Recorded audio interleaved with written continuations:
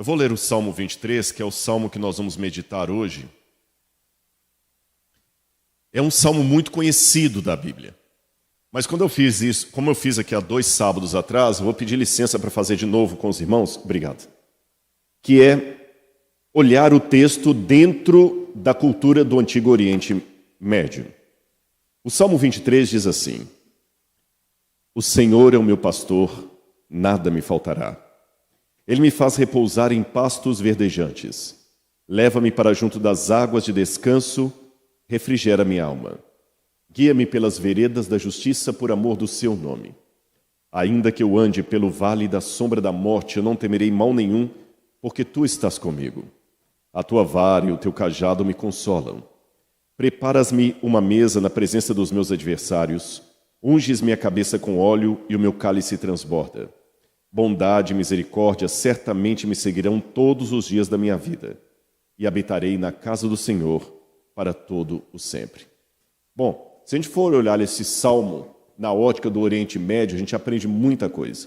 A primeira delas que eu queria chamar a atenção de vocês, fique com a Bíblia aberta, é que eu sou apaixonado com cachorros. Então vou dar uma informação canina do Oriente Médio para vocês. Um pastor de ovelhas sempre tem que ter um cão pastor com ele para cuidar das ovelhas. E ali eu tenho uma foto de um cachorro, de um cão pastor.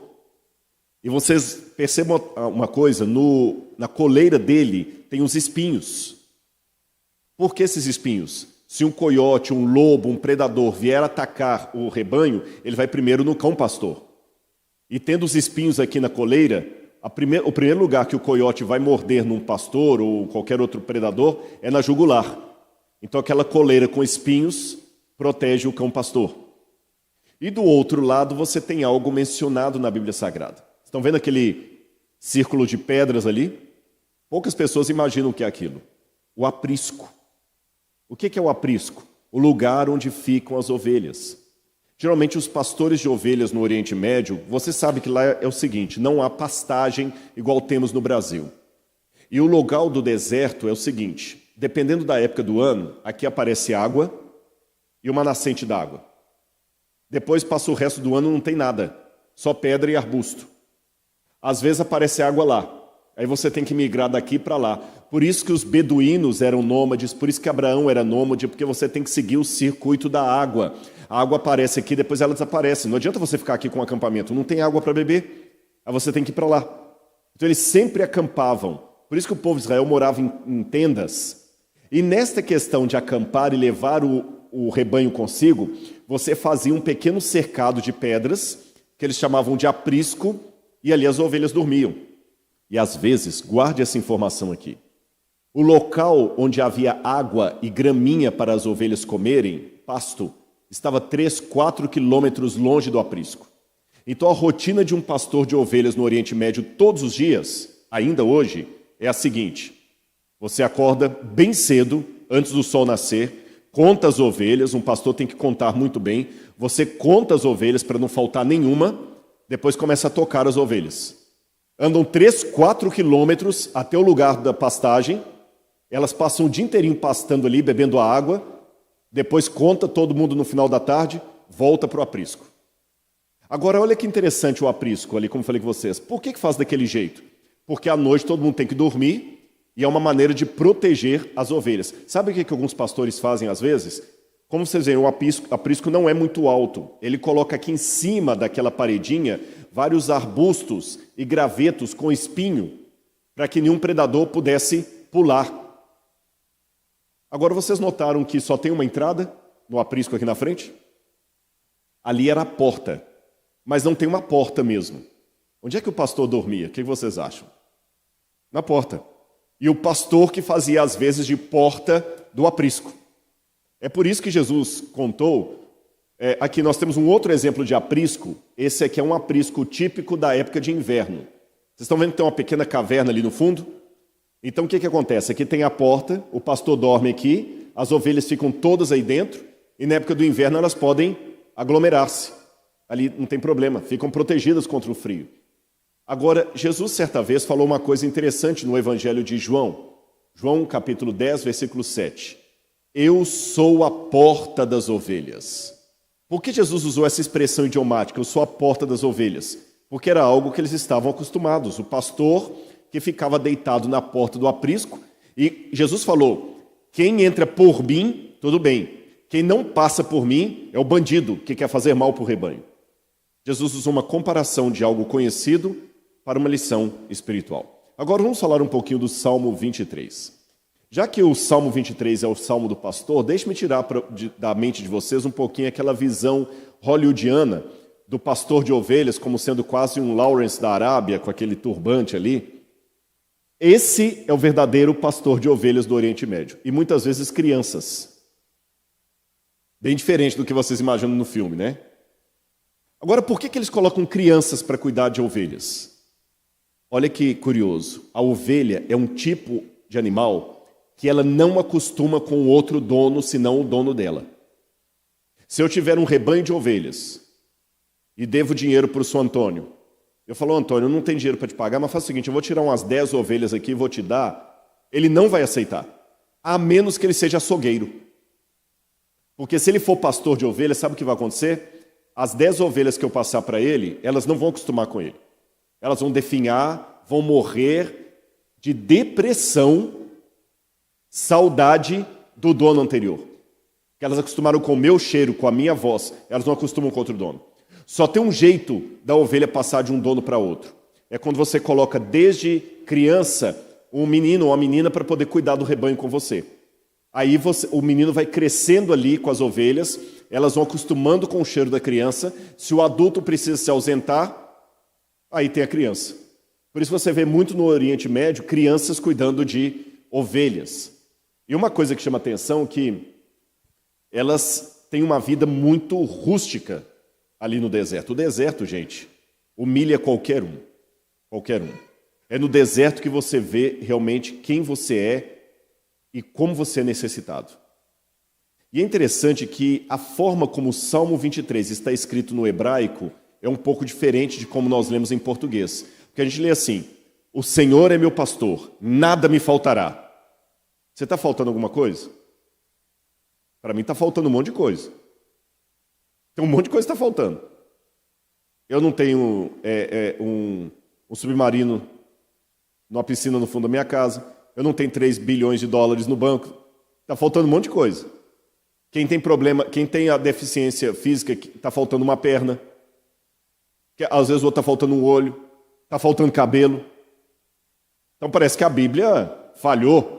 Que diz que o Senhor é meu pastor, nada me faltará. Mas no hebraico não é assim que está. No hebraico está um pouquinho diferente. Aquelas letrinhas pretas ali, negrito, é como está em hebraico. Ali está o nome de Deus, que a gente fala Hashem, ou Adonai. Hashem Roi, o Senhor é meu pastor. Lo Asar, o Senhor é meu pastor, de nada terei falta. Essa seria a melhor tradução do hebraico. O Senhor é meu pastor, de nada terei falta. De nada terei falta é diferente de nada me faltará. Perceberam? Ou seja, se Deus está com você, você pode ter apenas uma meia furada. Você não vai sentir falta. O pouco que você tiver vai ser muito com Deus. É por isso que eu aproveito até esse momento, você que está assistindo de casa, e quero agradecer muito, muito a equipe do Mutirão de Natal. Eu participei disso aqui há 2 sábados. Fizemos aqui alguns leilões. Porque sabendo, a moedinha foi a que foi mais leiloada. Nós doamos uma moeda aqui, alguém arrematou aqui. E estou sabendo que vocês estão com a meta. Muito obrigado ao apoio da igreja. O Sérgio e a Marli não estão conosco hoje, eu acho que estão no Rio Grande do Sul, no sul do país. Manda meu abraço para eles se estiverem assistindo esse sermão também. E agradeço a toda a equipe aqui da Igreja de Botafogo, que sempre foi uma igreja muito unida nisso. Foi um prazer, mas eu sei que o mutirão não acabou ainda, né? Então temos que atingir a meta, tá bom? E quando atingir a meta, vamos dobrar a meta. Essas piadas agora ficam tão perigosas. Bom, continuando, vamos falar do pastor de ovelhas. Uma coisa que me chamou a atenção vendo pastores no Oriente Médio é que eles têm uma mistura de rudeza com delicadeza. Às vezes você vê um pastor de ovelhas, porque são rudes mesmo, é gente do deserto. Eles não são assim maleáveis, não. Você vê às vezes um pegando um pedaço de pau e batendo na cabeça de uma ovelha. Mas ao mesmo tempo você vê o camarada com carinho, porque a ovelha, como eu falei com vocês, ela parece muito com o ser humano, Porque, olha, por exemplo, lembra que eu falei que às vezes, como é que é o nome do cercadinho de pedras mesmo? Aprisco. E eu falei que às vezes entre o aprisco e o lugar das graminhas e da água tinha 3, 4 quilômetros de distância. Então imagina que o pastor acorda e leva o rebanho 3, 4 quilômetros. Dá trabalho. No deserto você fica cansado. Quando as ovelhas chegam cansadas lá, se a água for muito corrente e a ovelha se assustar com o barulho da água, ela não bebe, Beto. Ela morre de sede do lado, mas não bebe. Parece com um ser humano. Pobre garota rica. Sabe, tem tudo ali do lado, mas não estica para beber. Se às vezes a água está suja, ela não bebe. E eu vou mostrar para você o que o pastor de ovelhas faz. A primeira coisa que chama atenção é que quando fala assim, ele me faz repousar em pastos verdejantes, você imagina isso aí, não é? É assim ou não? O Senhor é meu pastor, de nada terei falta. Ele me faz repousar em pastos verdejantes. Ah, que bonitinho. Só que isso aqui é o pasto verdejante do Photoshop. Posso mostrar o pasto verdejante de Israel? Esse é o pasto verdejante. Choca, não choca? Vocês estavam esperando que era isso aqui, né? Historinha das crianças conta assim, a ovelhinha que o pastor levou para o pasto verdejante. Aí o arqueólogo vem e destrói seus sonhos. Esse é o pasto verdejante.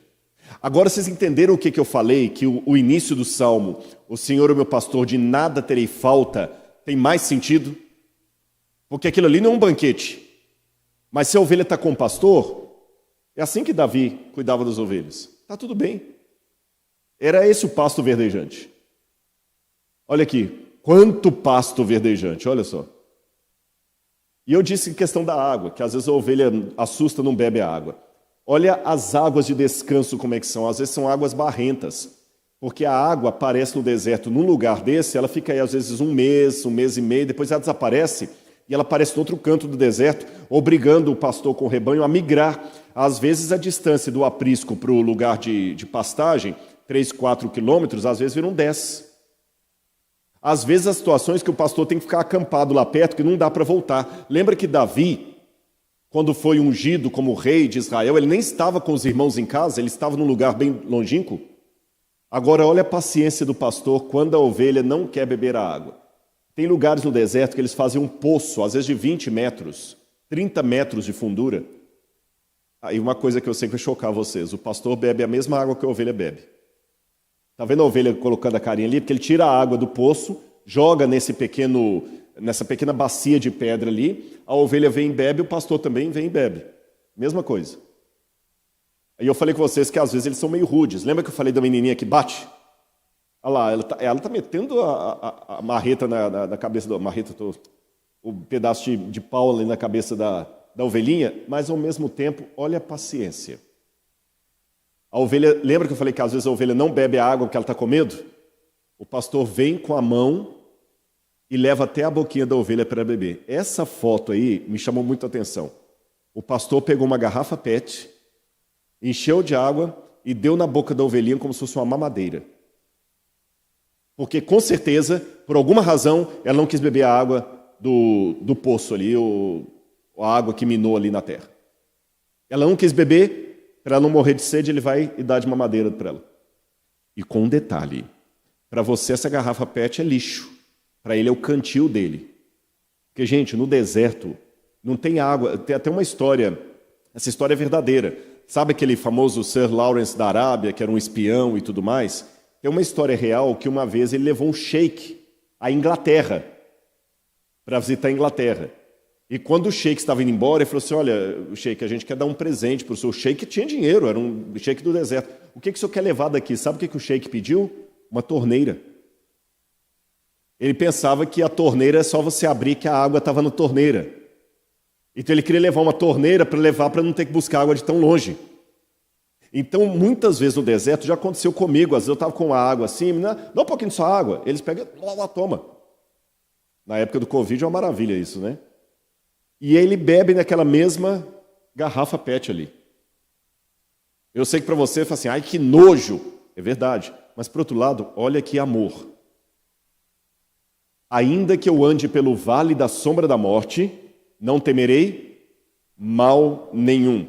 O vale da sombra da morte é o Ad-Kilt. O Ad-Kilt é um vale que fica entre Jerusalém e Jericó. É esse vale aí, ó.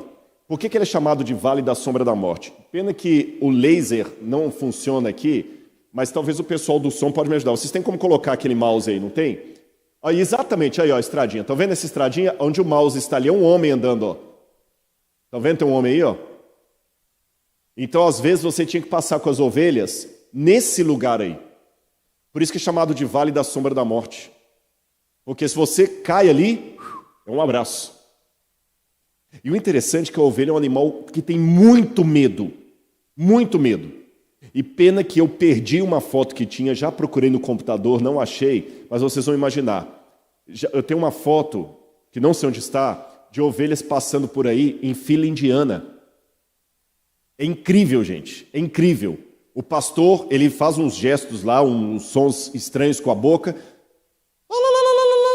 e as ovelhas vão todas atrás dele, faz a fila indiana, tudo bonitinho, sem medo. Eu não tenho coragem de passar, as ovelhas vão. Eu já vi, lá no Negev, um rebanho de ovelhas descendo, outros subindo, e você pensa assim, vai misturar tudo. Um pastor cumprimenta o outro de longe, começa a cantarolar, o outro a tocar um instrumento, um rebanho passa pelo meio do outro ali, olha, sem misturar nenhuma. Nenhuma. Aí eu lembro de Jesus no Novo Testamento que disse o seguinte, eu sou o bom pastor, eu dou a vida pelas minhas ovelhas. Elas ouvem a minha voz e me seguem. Jesus partiu de exemplos do dia a dia. Uma outra foto antiga lá do Vale da Sombra da Morte, as ovelhas todas passando ali. E novamente o Vale da Sombra da Morte. Por que a Bíblia fala que ele não temerá mal nenhum? Ele fala o seguinte, ainda que eu ande pelo Vale da Sombra da Morte, não temerei mal nenhum, porque tu estás comigo. E fala, a tua vara e o teu cajado me consolam. Peraí, isso aqui dá um nó. Sabe por quê?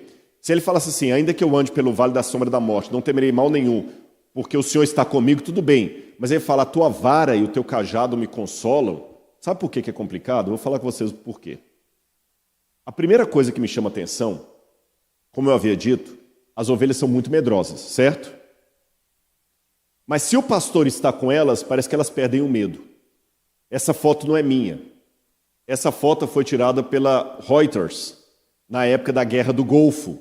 Lembra que na época do Bush pai, George Bush pai, eles colocavam fogo nos poços de petróleo, explodiam. Estava tendo explosão lá que vocês sairiam correndo desesperados. O pastor de ovelhas estava numa rodovia e elas todas aqui juntas. Elas andam igual, como se fossem aquelas legiões romanas, assim, todo mundo juntinho. Elas ficam todas juntinhas. Se o pastor estiver ali, agora se o pastor sai, cada uma vai para um canto, elas debandam. Explodiu. Se o pastor está perto, as ovelhas se juntam perto do pastor. Quando é porco, cada um corre para um lado. Você é ovelha ou você é porco? Na hora da explosão, você se junta com seus irmãos ou você procura o seu canto? Agora, a questão da vara e do cajado. A princípio, não é bem para proteger. Ali você tem o sarcófago do Tutankhamon. O Tutankhamon era um faraó do Egito. E embora no Egito a profissão de pastor de ovelha era a ralé da profissão, paradoxalmente falando, o faraó era tido como o pastor do Egito. Por isso que muitos faraós, no esquife deles, você tem o faraó com esses dois instrumentos aqui. Estão vendo ali na mão do Tutankhamon? Sabe o que é aquilo ali? A vara e o cajado. A vara é esse instrumento que fica aqui, que tem três assim, que é como se fosse um muchaco, é para bater na ovelha. É para bater. Aquilo ali é para bater na ovelha. Se ela sai fora do canto, você bate com aquilo ali nela. E o cajado, se a ovelha cai num buraco, você vai passar o cajado por ela, igual você passa um cabo de guarda-chuva por aqui e vai puxando. A tua vara e o teu cajado me consolam. Mas agora, como é que eu posso consolar você com o instrumento que eu bato em você? É curioso que se algum inimigo vier contra as ovelhas, o mesmo muchaco que o pastor usa para bater na ovelha, ele usa para defender o rebanho. A mesma vara. Mas Deus pode me consolar machucando? Bom, às vezes sim. Nós vivemos hoje numa época em que é proibido proibir. Que ninguém mais pode castigar, não pode punir. Deus não castiga, Deus não pune. Essas coisinhas que vão sendo ditas por aí, que não são bíblicas. Podem ser politicamente corretas, mas não são bíblicas. Deus fala na Bíblia, eu castigo e repreendo a quem eu amo. E muitas vezes na vida eu só cresci com aqueles que me puniram. Eu vou contar uma historinha para vocês. Na época de Israel, quando Israel estava em guerra com o Egito, que eles tomaram a península do Sinai, em 1976, muitos pastores de ovelhas ficavam ali na península do Sinai e também no Negev. E quando os guias turísticos iam para lá, era uma região meio complicada. Até hoje ele é militarizado por causa do canal de Suez. Aí um pessoal estava vendo aquele monte de rebanhos de ovelha do lado de fora do ônibus e o guia dentro do ônibus dando explicações similares a que eu estou explicando para vocês. E quando o guia ia passando e explicando, o pessoal, que legal, deixa eu tirar foto. Nem tinha celular na época, hein? Olha, eu vou parar rapidinho, vocês tiram foto e voltam, tá bom? Tá bom. Quando começaram a tirar foto das ovelhas, um pastor pegou uma ovelhinha do meio das outras, trouxe até um local assim, e com um pedaço de pau, quebrou a patinha da ovelha. Essa foto não é a foto real, é apenas para ilustrar. Ele quebrou a patinha da ovelha e começou a arrumar. Todo mundo achou aquilo um absurdo. Fazer isso com um animalzinho. Não tem sociedade protetora dos animais nesse país? O guia, quando viu o reboliço, foi lá saber o que estava acontecendo. E falou, calma pessoal, eu vou traduzir para vocês. Essa ovelha aqui é uma ovelha que sempre foge do meio das outras. Ela sempre foge. Lembra que eu falei que o pastor conta as ovelhas aqui, conta lá? Aliás, isso ilustra até uma parábola de Jesus, né? Um homem tinha 100 ovelhas, e ao contá-las, viu que faltava uma. Ele largou as 99 no deserto e foi atrás da que se perdeu. Olha o que acontece. Esse pastor, ela sempre se perdia. Contava, estava faltando. Ele ia atrás dela, deixava as outras com alguém ali. Lembra que falei a dificuldade de alguém ficar cuidando das ovelhas? Trazia. Uma vez ela estava com a lã cheia de carrapicho. Outra vez uma cobra estava picando. Ele gasta com o veterinário, gasta com tudo, mas não adianta. Quando ela melhora, ela vai embora de novo. Aí alguém falou, rapaz, vende essa ovelha para o açougue, se livra dela. Mas o pastor dizia, eu amo tanto esse bichinho que eu não tenho coragem de fazer isso. Mas o único jeito de deixá-la sã e salva, junto com as outras, é quebrando a patinha dela. Porque assim ela não vai poder ir embora. Mancando, ela não vai para longe. Dói mais em mim do que nela. Ela não entende por que eu sou o pastor dela e estou quebrando a patinha dela. Mas eu tenho que fazer isso. Agora, lembra que eu falei com vocês que às vezes o aprisco e o local de beber água ficavam quilômetros distante? Enquanto todas as outras andavam, aquela tinha que ser carregada. Eu estou indo para a parte final do meu sermão e eu quero perguntar para você. Você que está assistindo de casa, você que está acompanhando em qualquer lugar do Brasil, você que está assistindo aqui, o que será que Deus tem que fazer para levar você para perto dele? Às vezes ele vai te dar água numa garrafinha PET com todo carinho. Às vezes ele vai guiar você pelo vale da sombra da morte com todo cuidado. Às vezes ele vai ter que quebrar a sua patinha para você entender que precisa dele. Eu só sei de uma coisa. Quer me dando água, quer me machucando, ele ainda é meu pastor. E de nada eu terei falta. E o que será que ele vai precisar quebrar em mim? Eu não sei, meus irmãos, mas eu posso dizer de público para vocês. Deus já me quebrou muito mais do que uma perna. E apesar de não ser masoquista, eu agradeço a Deus pelas vezes que ele me machucou. Porque Deus não machuca por mera vingança, por capricho, por sadismo. É como pastor, para proteger. E o término do Salmo diz: preparas-me uma mesa na presença dos meus inimigos.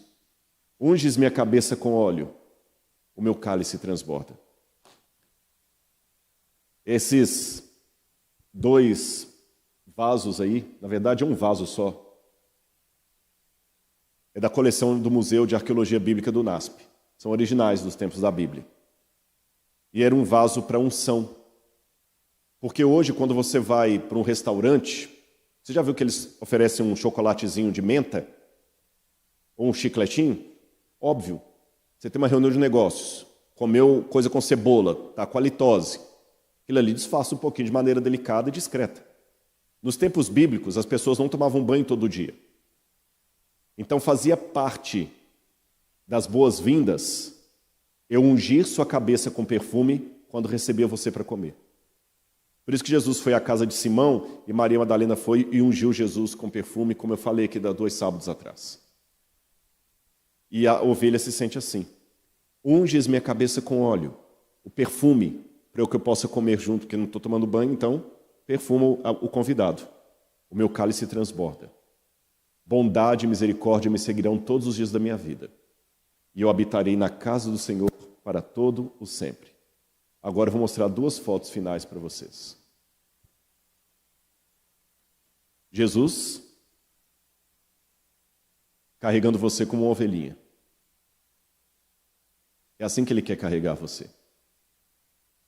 Mas note que para que você possa descansar nos braços dele, a mão dele está marcada pelo prego da crucifixão. E do lado de cá, eu tenho um verdadeiro pastor do Oriente Médio. Esse homem deve ser mais novo do que eu. O deserto envelhece.